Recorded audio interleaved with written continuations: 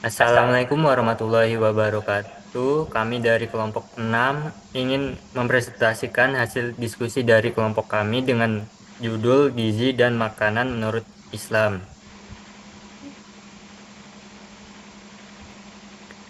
Dan berikut adalah anggota kelompok dari kelompok 6. Ada Tiara Putri dengan NIM akhir 045, Adinda Rizky dengan NIM akhir 047, Resti Firda dengan NIM akhir 065, Debbie Dwi dengan NIM akhir 70, Faiz Arayan dengan NIM akhir 080. Untuk latar belakangnya sendiri, menurut definisi WHO, gizi adalah proses bagaimana tubuh memanfaatkan makanan untuk pertumbuhan, perbaikan jaringan, dan fungsi tubuh yang optimal. Asupan gizi yang tidak seimbang dapat menyebabkan gangguan metabolisme dan berdampak pada kualitas hidup. Dalam perspektif Islam, konsep gizi meluas dari aspek fisik menjadi dimensi spiritual, moral, dan sosial, karena tubuh dianggap sebagai amanah dari Allah Subhanahu wa Ta'ala. Islam menekankan keseimbangan dan melarang berlebihan atau israf yang dapat memicu penyakit. Oleh karena itu, hal ini dapat bertujuan mengkaji konsep gizi Islam, implementasi prinsip halalan, thayyiban, dan kaitannya dengan peningkatan kualitas ibadah.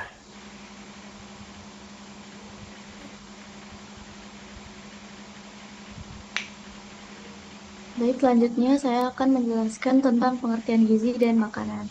Jadi secara bahasa, kata gizi itu berasal dari bahasa Arab, yaitu giza yang artinya makanan atau pangan. Sementara itu, menurut WHO, gizi merupakan proses tubuh dalam mengambil makanan dan memanfaatkannya untuk pertumbuhan, memperbaiki jaringan, serta menjaga fungsi tubuh agar tetap optimal. Selanjutnya ada istilah zat gizi. Nah, zat gizi adalah ikatan kimia yang dibutuhkan tubuh agar dapat menjalankan fungsinya, yaitu seperti menghasilkan energi, membangun serta memelihara jaringan tubuh, dan mengatur berbagai proses kehidupan. Jadi zat gizi ini dibagi menjadi dua kelompok, yaitu makronutrien dan mikronutrien.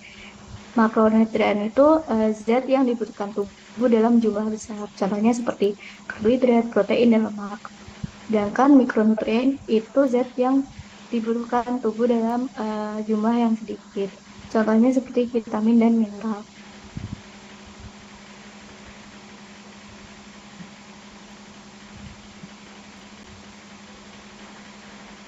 Kemudian saya akan membahas tentang gizi seimbang.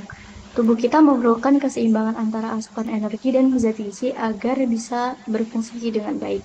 Nah, pola makan yang seimbang membantu menjaga daya tahan tubuh, produktivitas, serta kesehatan fisik kita. Nah, dalam Islam, menjaga tubuh itu termasuk bagian dari tanggung jawab kita sebagai amanah dari Allah Subhanahu wa Ta'ala, atau yang disebut hifz an-nafs, yaitu menjaga jiwa dan tubuh kita. Jadi, jika kita kekurangan atau mungkin kelebihan gizi, hal itu bisa menyebabkan gangguan metabolisme dan menurunkan kualitas hidup. Jadi penting bagi kita untuk mengatur pola makan agar tetap seimbang sesuai dengan kebutuhan tubuh. Baik, selanjutnya kita masuk ke pembahasan tentang makanan. Dalam Al-Quran, makanan itu disebut dengan ta'am, yang berarti segala sesuatu yang dimakan atau dicicipi. Sedangkan menurut KBBI, makanan adalah segala sesuatu yang bisa dimasukkan dan dimakan serta dapat menghilangkan rasa lapar. Jadi intinya makanan itu adalah bahan selain obat yang mengandung zat gizi untuk memenuhi kebutuhan tubuh. Nah, makanan yang baik itu tidak hanya dilihat dari rasa atau tampilannya, tetapi juga dari kandungan gizinya. Nah, kriteria makanan yang baik itu yang pertama kandungan gizinya seimbang, yang kedua halal dan aman untuk dikonsumsi, yang ketiga diolah dengan cara yang bersih dan higienis. Nah, Allah berfirman dalam surat Al-Baqarah ayat 168 yang berbunyi, Ya ayuhan nasu kulu mimma fil ardi halalan thayyiban wa la tattabi'u khutuwatis syaitan innahu lakum aduwwum mubin. Yang artinya, wahai manusia, makanlah sebagian makanan di bumi yang halal, lagi baik dan janganlah mengikuti langkah-langkah setan. Sesungguhnya ia bagimu merupakan musuh yang nyata. Nah, dari ayat tersebut Allah memerintahkan manusia untuk memakan makanan yang halal lagi baik serta menjauhi langkah-langkah setan.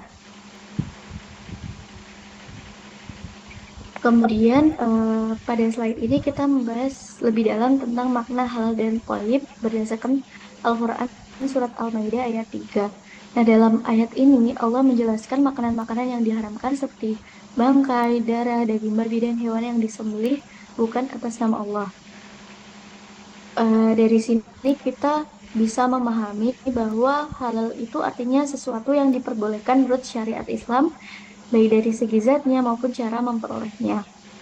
Sementara itu, thayyib berarti makanan yang bersih, sehat, bermanfaat, dan tidak tercemar oleh racun atau zat berbahaya. Jadi, makanan yang baik menurut Islam itu bukan hanya halal dari sisi syariat, tetapi juga harus thayyib, yaitu menyehatkan tubuh dan tidak membahayakan diri kita.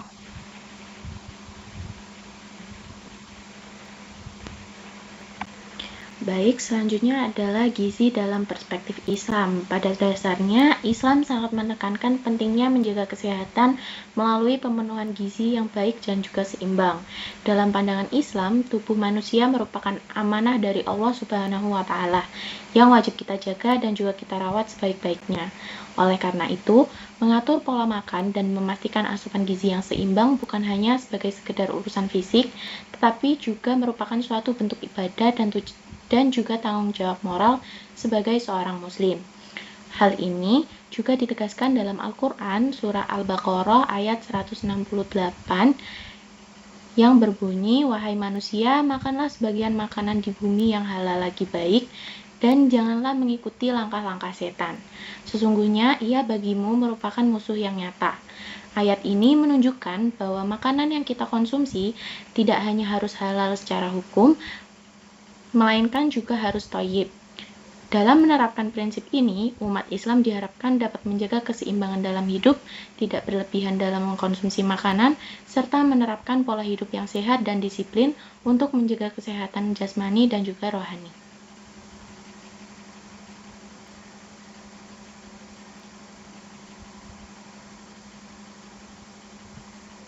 Nah, selanjutnya yaitu ada makanan haram dan dampaknya.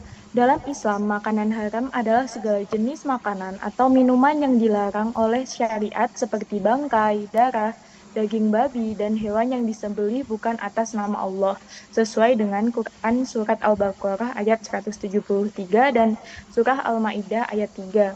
Nah, makanan haram sendiri memiliki beberapa dampak. Yang pertama yaitu dampak spiritual. Mengonsumsi makanan haram dapat menimbulkan pengaruh negatif terhadap hati dan jiwa. Makanan yang berasal dari sumber yang tidak halal dapat mengeraskan hati, menumbuhkan kepekaan spiritual, dan menghambat diterimanya doa. Rasulullah Shallallahu Alaihi Wasallam pernah bersabda, setiap daging yang tumbuh dari sesuatu yang haram, maka neraka lebih pantas baginya. Hadis riwayat At-Tirmidzi. Hal ini menunjukkan bahwa makanan haram tidak hanya berdampak pada tubuh secara fisik, tetapi juga mengotori aspek ruhani seseorang. Yang kedua yaitu dampak bagi kesehatan.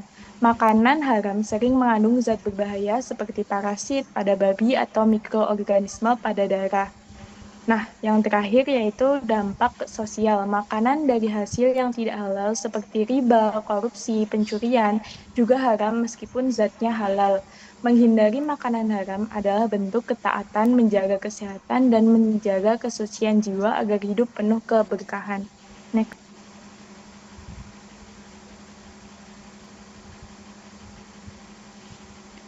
Selanjutnya, ada etika dan adab makan dalam Islam. Etika dan adab makan dalam Islam merupakan bagian penting dari ajaran agama yang tidak hanya mengatur apa yang boleh dimakan, tetapi juga bagaimana cara makan yang benar sesuai dengan tuntunan Rasulullah Shallallahu Alaihi Wasallam. Etika adalah ilmu tentang apa yang baik dan apa yang buruk, tentang hak dan kewajiban moral. Sedangkan adab merupakan tata krama atau sopan santun dalam bertingkah laku yang mencerminkan budi pekerti luhur serta nilai-nilai moral dan ajaran agama. Dalam Islam, etika dan adab makan bukan sekedar aturan sosial, melainkan merupakan cerminan dari keimanan dan keseimbangan antara jasmani dan rohani. Melalui adab makan, seorang muslim diajarkan untuk menjaga kesehatan, kebersihan, serta menumbuhkan rasa syukur kepada Allah Subhanahu wa taala atas rezeki yang diberikan. Rasulullah Shallallahu alaihi wasallam memberikan teladan melalui berbagai sunnah adab makan yang dapat dicontoh sebagai berikut. Yang pertama, mencuci tangan sebelum dan sesudah makan. Yang kedua, membaca basmalah dan doa sebelum makan. Yang ketiga, makan dengan tangan kanan. Yang keempat, makan dari bagian yang terdekat. Yang kelima, tidak mencela makanan. Yang keenam, tidak berlebihan dalam makan. Yang ketujuh, makan dengan tenang dan tidak tergesa-gesa.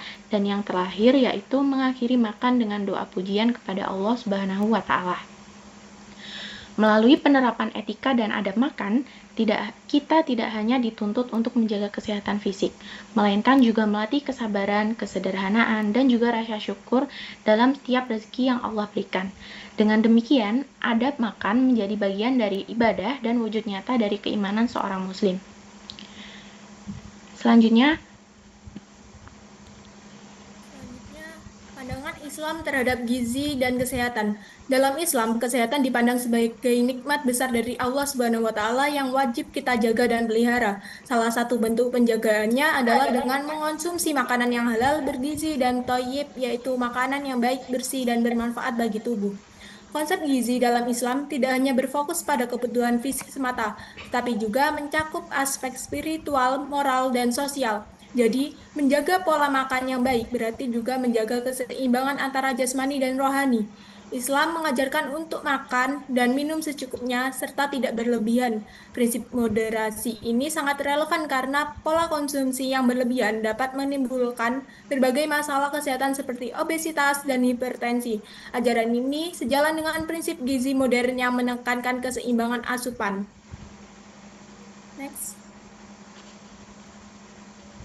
Selain itu, Islam juga sangat menekankan pentingnya kebersihan dalam mengelola dan menyajikan makanan. Kebersihan bukan hanya sekedar menjaga kesehatan, tetapi juga merupakan bagian dari iman. Makanan yang bersih dan higienis dapat mencegah berbagai penyakit. Secara keseluruhan, ajaran Islam tentang pola makan, kebersihan, dan moderasi sangat selaras dengan konsep kesehatan modern. Jadi, menjaga pola makan sehat bukan hanya upaya fisik, tetapi juga bentuk ibadah dan tanggung jawab spiritual kita sebagai seorang muslim.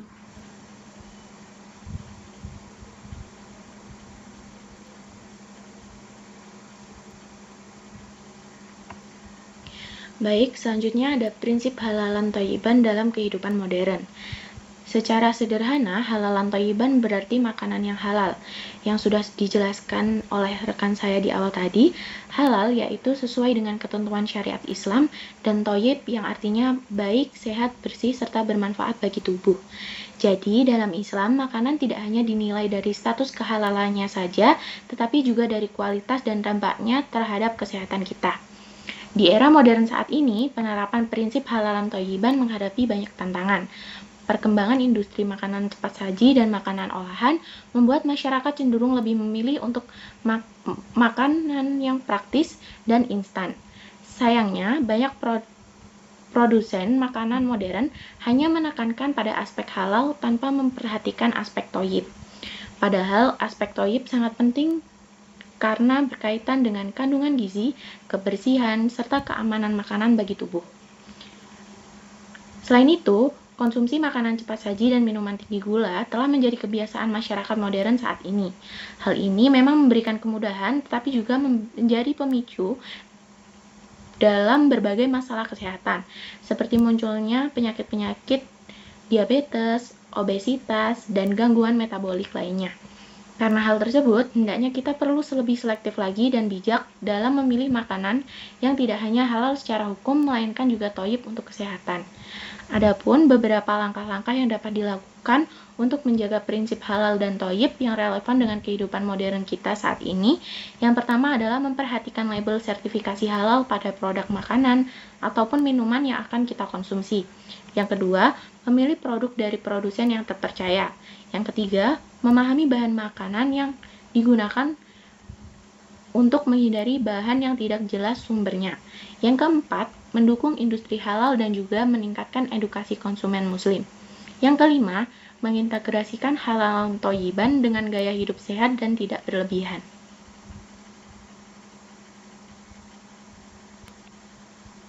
Selanjutnya yaitu ada dampak mengabaikan prinsip gizi dalam Islam.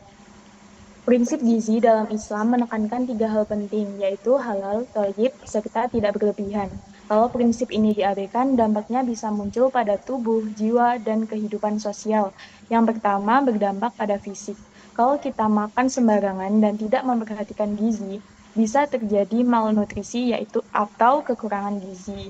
Atau sebaliknya seperti obesitas, kelebihan berat badan. Lalu penyakit seperti diabetes, hipertensi, dan jantung bisa muncul karena pola makan tidak sehat.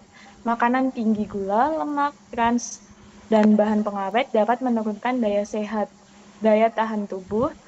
Nah, sebaliknya kekurangan protein, vitamin, dan mineral membuat tubuh lemah, cepat lelah, dan kurang produktif. Rasulullah Shallallahu Alaihi Wasallam bersabda, sesungguhnya tubuhmu memiliki hak yang harus engkau penuhi. Hadis riwayat Bukhari dan Ahmad. Artinya menjaga kesehatan tubuh adalah amanah dari Allah Subhanahu wa taala. Nah, selanjutnya yaitu dampak psikologis dan spiritual. Makanan yang tidak halal atau tidak thayyib bisa berpengaruh pada jiwa dan ibadah. Hati menjadi keras, mudah gelisah, dan sulit khusyuk dalam beribadah. Jika makanan diperoleh dari cara yang tidak baik, misalnya curang atau haram, maka barokahnya akan hilang. Kebiasaan makan berlebihan juga tidak disukai oleh Allah. Allah selalu berfirman pada Quran Surat Al-A'raf ayat 31, makan dan minumlah tetapi jangan berlebihan. Sesungguhnya Allah tidak menyukai orang-orang yang berlebih-lebihan. Selanjutnya yaitu dampak sosial. Kalau prinsip gizi Islam diabaikan dalam masyarakat, anak-anak bisa tumbuh kurang sehat, mudah sakit, dan perkembangan otaknya terganggu. Akibatnya, kualitas generasi umat Islam menurun, kurang kuat, kurang produktif, dan mudah lemah. Padahal Islam menginginkan umatnya menjadi sehat, kuat, dan bermanfaat bagi orang lain. Menjaga prinsip gizi Islami adalah bentuk tanggung jawab kepada Allah Subhanahu wa taala untuk meraih keseimbangan jasmani dan rohani. Next.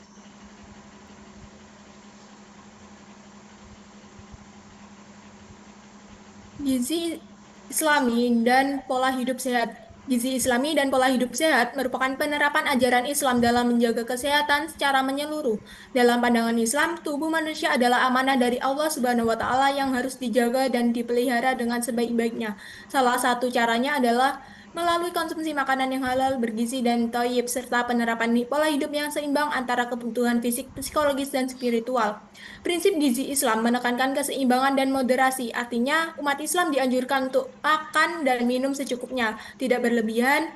Pola ini bukan hanya menjaga tubuh tetap sehat, tapi juga mencegah berbagai penyakit seperti obesitas, gangguan metabolisme, dan penyakit kronis. Selain itu, kebersihan dalam makanan juga menjadi bagian penting dalam ajaran Islam.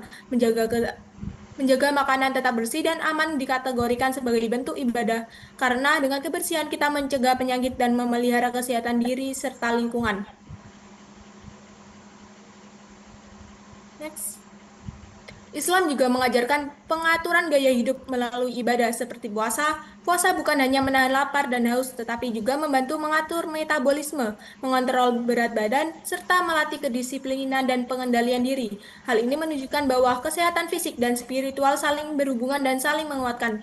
Dengan demikian, prinsip gizi Islami dan pola hidup sehat mencakup kebiasaan mengonsumsi makanan halal dan thayyib, menjaga kebersihan, dan menerapkan pola makan seimbang, serta berpuasa secara teratur. Semua ini menjadi dasar untuk menciptakan gaya hidup sehat yang tidak hanya bermanfaat bagi tubuh, tetapi juga memperkuat keimanan dan kesejahteraan spiritual.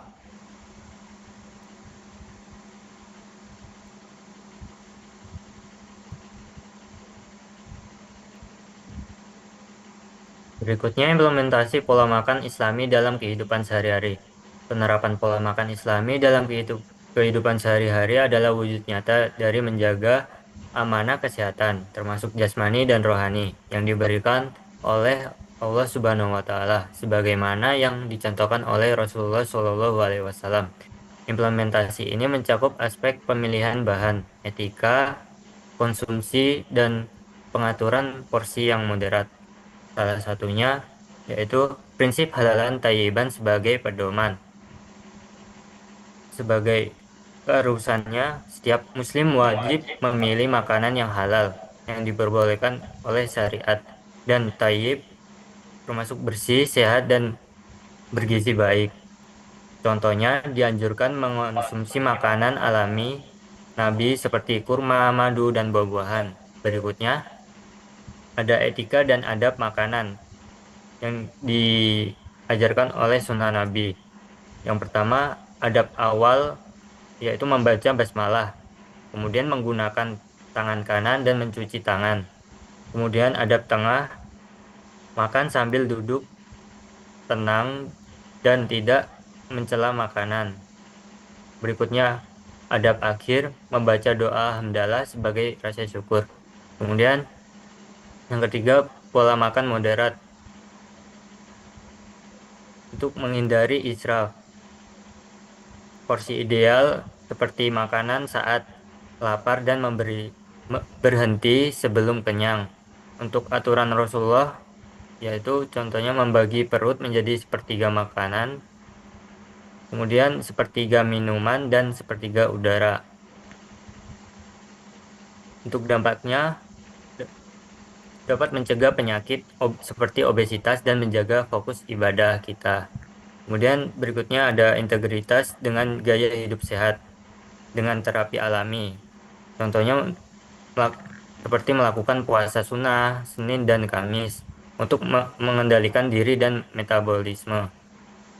Kemudian kualitas gizi untuk mengutamakan makanan sederhana namun bergizi tinggi, misalnya tempe dikombinasikan dengan kurma ataupun madu. Next.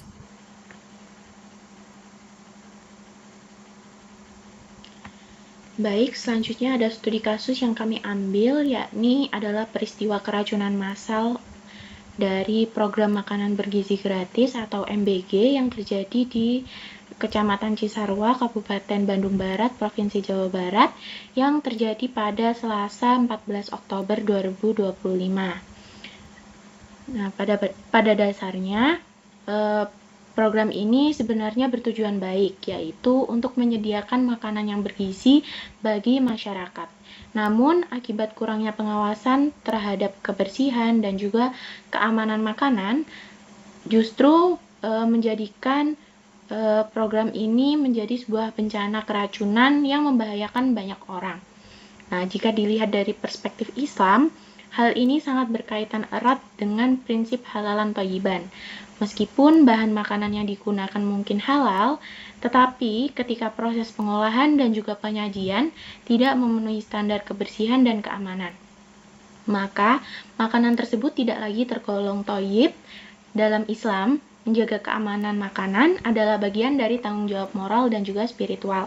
Oleh karena itu, dari kasus ini memberikan pelajaran tentang peristiwa penting bahwa dalam setiap program pemenuhan gizi, baik untuk individu maupun masyarakat, kita harus benar-benar memperhatikan prinsip halalan thayyiban, agar makanan yang dikonsumsi tidak hanya bergizi, tetapi juga aman, sehat, dan juga membawa keberkahan bagi masyarakat sekitar. Next.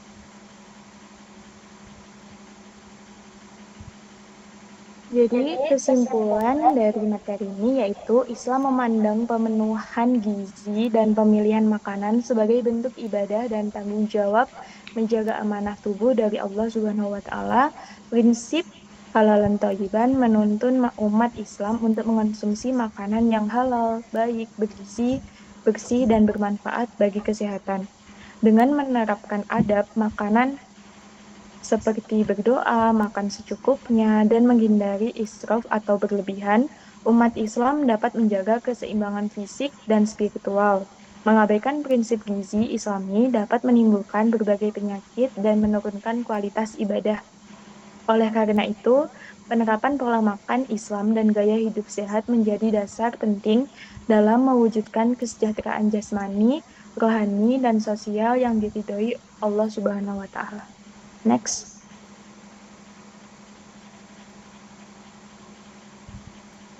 Berdasarkan hasil pembahasan, ada beberapa saran yang dapat disampaikan. Yang pertama, bagi peneliti selanjutnya, diharapkan dapat mengkaji lebih dalam penerapan prinsip halalan thayyiban dalam pola gizi masyarakat modern. Kedua, bagi pemerintah, penting untuk mengintegrasikan nilai-nilai Islam dalam kebijakan pangan dan gizi, khususnya dalam pengawasan produk halal. Dan ketiga, bagi masyarakat, perlu adanya kesadaran untuk menerapkan prinsip gizi Islami dalam kehidupan sehari-hari agar tercapai keseimbangan antara kesehatan jasmani dan rohani sesuai ajaran Islam. Next. Demikian presentasi kami tentang gizi dan makanan menurut Islam. Semoga materi ini dapat membawa wawasan kita semua bahwa menjaga gizi dan memilih makanan halal serta thayyib bukan hanya untuk kesehatan jasmani, tetapi juga merupakan bentuk ibadah dan rasa syukur kepada Allah Subhanahu wa Ta'ala. Terima kasih atas perhatiannya dan waktu yang telah diberikan.